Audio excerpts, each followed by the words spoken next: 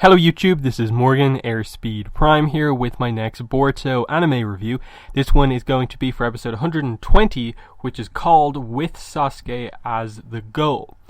And this was a very interesting episode because it started off well and it ended really well. But then it went like typical kind of filler episode type thing in the middle. It was an interesting enough, story with those two characters there and what happened, but it was very sort of minor in the grand scheme of things. Little plot, just Boruto coming in, helping out, and next step of the journey. So I was actually super impressed how they managed to turn what could have been like so many episodes of just he's here to find Sasuke, then he has to go here to find Sasuke, and it's just these random little things along the way. But they just suddenly turn it on right at the end of the episode. Boruto arrives at the Land of Wind, at the place where he thought Sasuke was, and there's just Sasuke and Gaara fighting Urashiki Otsutsuki. And it's like, whoa, they're really doing something big with this episode. So I thought that was sort of impressive that the episode was actually able to get to that point.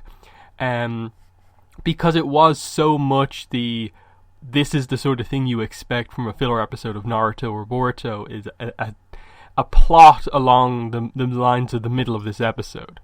Now, let's talk about the plot first, and then we'll get into the big stuff at the end. So, obviously, it's Boruto wanting to go to meet Sasuke to finally get his training, because obviously we're post-movie here. Sasuke has accepted Boruto as his, apprentice, but he hasn't actually given Boruto any training sort of since the movie. So when are we going to get around to that again? And he really wants that to happen. So Sasuke said, "You'd hear from my hawk." The hawk comes back. It doesn't come to Boruto, but is instead a report to the village.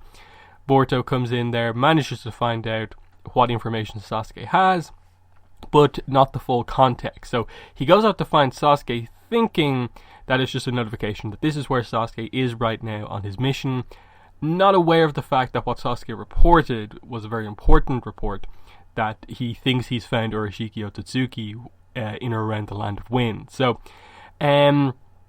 a few things sort of, I think, come together pretty well there with the end of the episode, because obviously right at the start they do talk about Temari and Shikadai going to the Land of Wind to visit her family, of course, that being Gaara and so on, and then we see Gaara at the end. So it means that Shikadai is in or around the area. It gives an opportunity for maybe Temari to jump into action at some point in this arc, and then we see from the preview that Kankuro is also going to be around. So just the Land of Wind kind of being brought back in a little bit more, I quite like.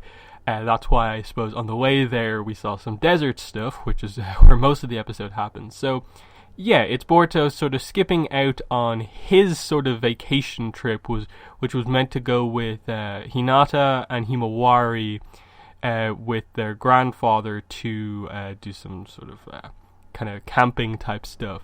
And you can see Himawari's a little upset that Boruto's not coming, but he manages to lie well enough to Hinata to be free to do this. So it's all about him taking the Thunder Train to get to the Land of Wind to find Sasuke. And along the way he takes a wrong stop and ends up basically collapsing from kind of heat exhaustion, and he's found by this girl Isugo.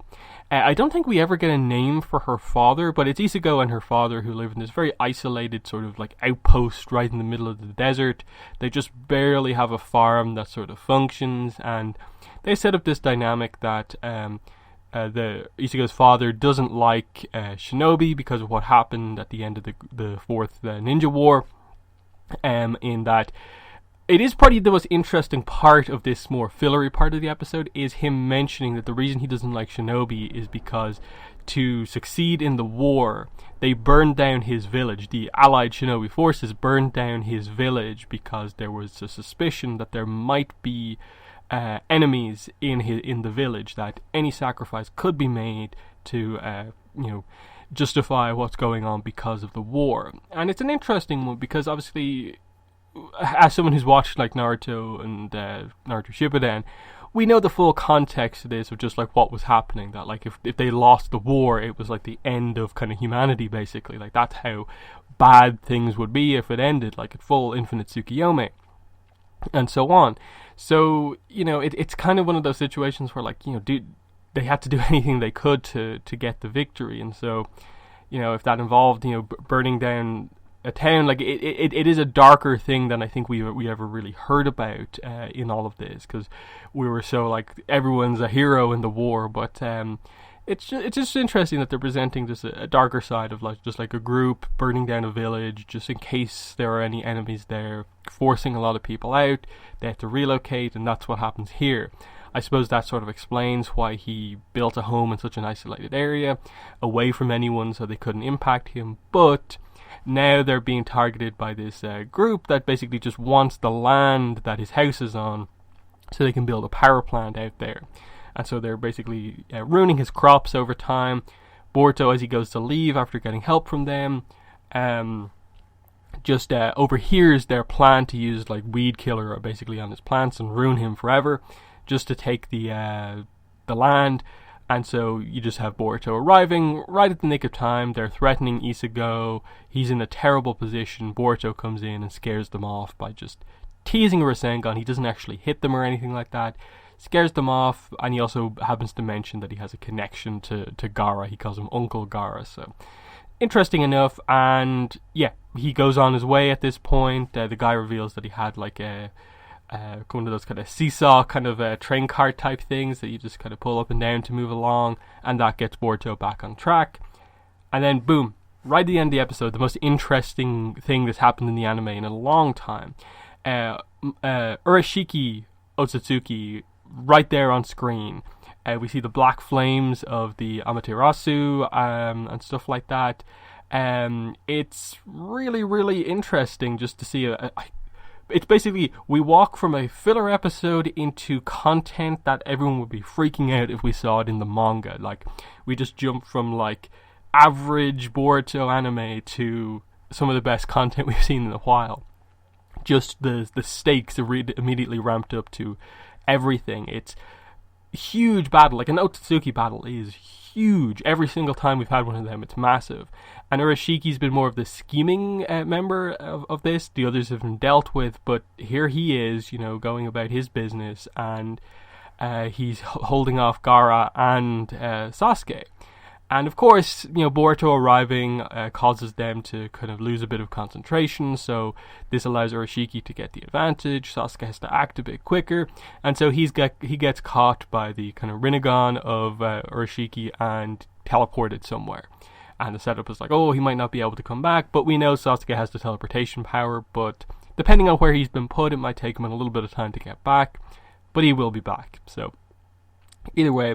And then the other thing we get is that they've sort of have been teasing this gradual thing of Urashiki sort of stealing some of people's chakra. He's just trying to get a little bit of everyone's chakra or something like that. So he gets some of Sasuke's here with his threads, with his fishing rods. So we still need to find out what he is ultimately about. Again, like the last time we saw him was the whole Toneri thing, and he mentions that here. The reason he has those sort of puppets with him is because they're Toneri's puppets from Naruto the Last Movie. And obviously back up on the moon, he basically froze Toneri forever and stole his forces, so that's why Urashiki has backup in this. And so yeah, amazing kind of setup here of just, it's like Gaara and Boruto in the desert having to fend off Urashiki, and the preview seems like Shukaku is going to get involved in all of this, and they're going to have to save Shukaku from being taken by Urashiki. And this is when Shinki is going to be introduced. We know Kankuro is going to be introduced. So they're going big on this in terms of bringing back a lot of the characters from like the movie and stuff like that we wanted to see more of. So Shinki especially, and just more on Gaara is going to be interesting. Plus, like I said earlier, the fact that we know Shikadai is in around the area, Tamari's there. Like, we're going to see a lot of interesting characters with this. The question, though, in all of this is that, like, this isn't covering, like, manga content. So, like, how important can the events of what's happening here actually be? In that, are we going to be fully, over the course of these next few episodes, dealing with Urashiki?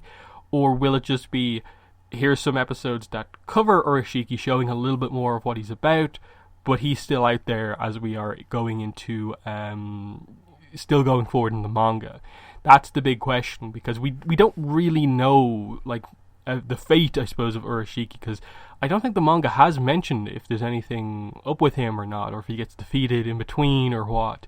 So realistically, he is still out there, I think. Maybe I'm missing something, but as far as I'm aware, he hasn't been dealt with just yet. So this will maybe open up the door about what's going on there. And then if you bring in some of the manga content about, the like teams of Otsutsuki and how it links into the Kara organization and what's going on in the manga, it's like, where does Urashiki fit into all of this as well?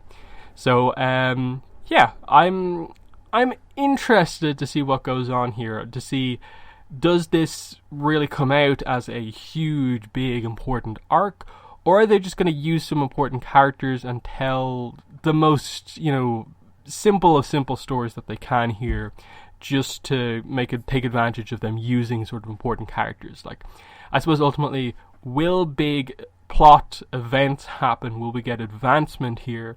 Or is this just, having a fight and then leaving things to be resolved later on? But yeah, that's my general thoughts on this episode. It went from being very middle of the road to being like, wow, this is right on the edge of becoming like one of the better episodes of Boruto. But we'll have to wait and see how exactly the arc goes from here.